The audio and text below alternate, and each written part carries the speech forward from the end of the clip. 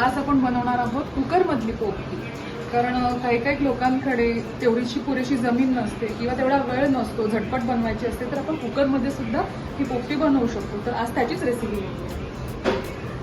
तर ह्या पोपटीसाठी आपण सगळी प्रिपरेशन आता करणार आहे मी, म्हणजे सगळं रेडी करूया आपली पोपटीसाठी लागणारा मसाला.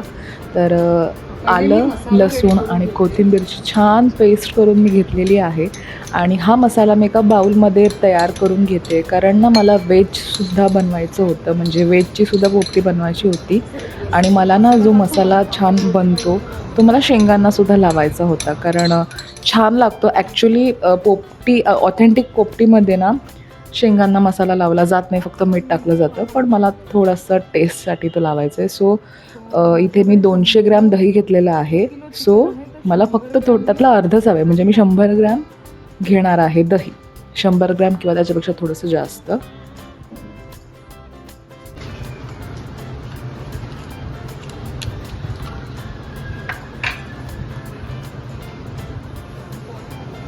हळद,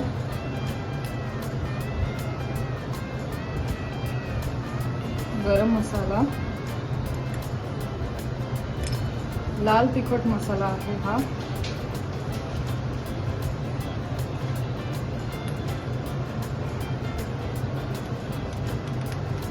लावला,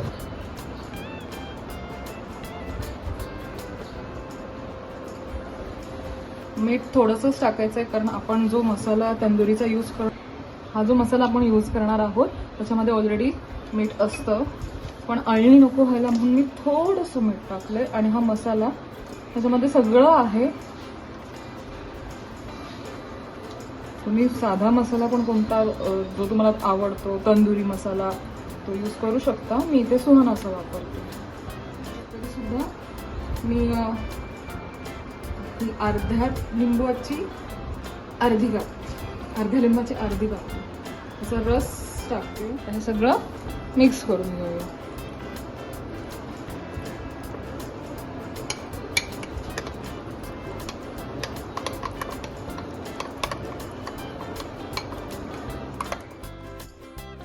त्यानंतर मी 1 किलो चिकन घेतलेलं होतं आणि या चिकनला ना ही जी मसाला ही जी पेस्ट आहे ती सगळ्या चिकनला आपल्याला व्यवस्थित लावून घ्यायची आहे.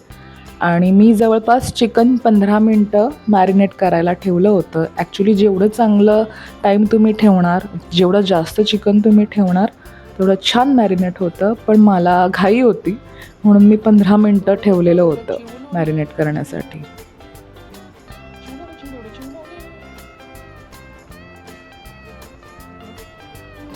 सो हा मसाला मी आता शेंगांमध्ये सुद्धा मिक्स करणार आहे. ऑप्शनल आहे, माझ्याकडे मसाला होता असं विचार केलं की चला यूज करून टाकूया. आणि इथे मी पावट्याच्या शेंगा म्हणजे वालाच्या शेंगा घेतलेल्या आहेत आणि तुरीच्या शेंगासुद्धा घेतलेल्या आहेत. ते सगळं मिक्स करूया. तुरीच्या शेंगा अर्धा किलो घेतलेल्या होत्या आणि वालाच्या शेंगासुद्धा अर्धा किलोच घेतलेल्या होत्या. ह्याच्यामध्ये एक्स्ट्रा मीठ टाकावं लागतं, कारण आपण हे वाफेवर शिजवतो, त्याच्यामुळे तेवढंसं मीठ जे मसाल्यातलं आहे ते तेवढंसं शेंगांच्या आतमध्ये जात नाही, म्हणून थोडंसं मीठ टाकावं लागतं. तर इथे मी हा मामुडीचा पाला माहेराहून आणलेला होता, म्हणजे मी घरून आणलेला होता माझ्या, तर थोडासाच आणलेला म्हणून थोडंसं लावून घेते कुकरमध्ये. पहिली लेअर शेंगांची असणार आहे.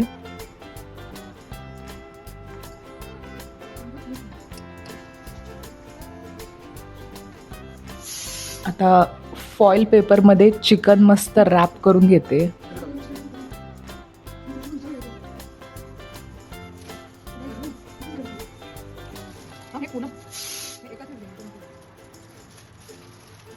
आणि असंच आता छोट्या छोट्या बॅचमध्ये मी प्रॉपर चिकन फॉईलमध्ये रॅप करून घेणार आहे आणि परत त्याच्यावर शेंगा टाकून घेणार आहे.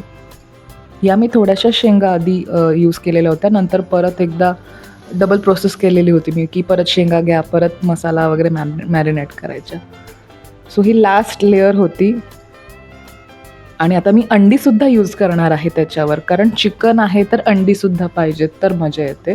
आणि पहिले त्याच्यावर तो पाला टाकून घेतला आणि मग अंडी प्रॉपर फॉईलमध्ये रॅप करून घेतली, कारण फुटण्याचे चान्सेस असतात आणि मग सगळं खराब नको व्हायला म्हणून.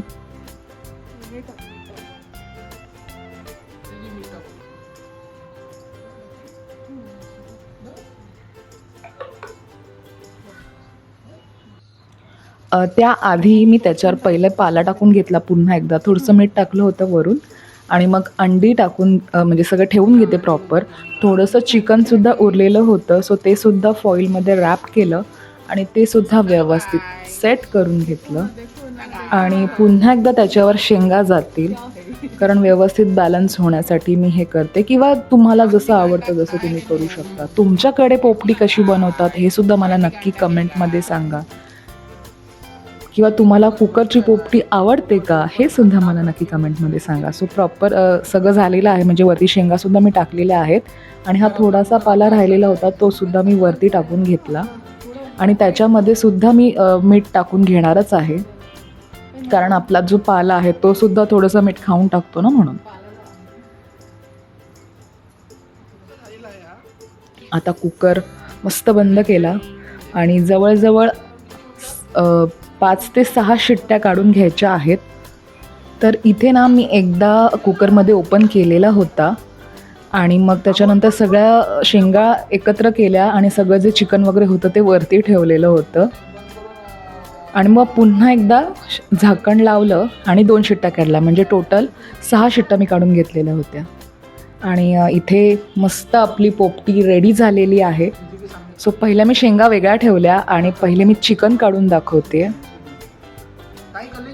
आणि प्रत्येक चिकन म्हणजे प्रत्येक एक पीस प्रत्येक एका फॉईल पेपरमधला प्रॉपर शिजलेला होता, प्रॉपर एकदम म्हणजे असं सॉफ्ट झालेलं होतं. त्याच्यानंतर अंडी वगैरे सगळी सेपरेट करून घेतली, कारण मग ना ती वाटायला इझी जातात.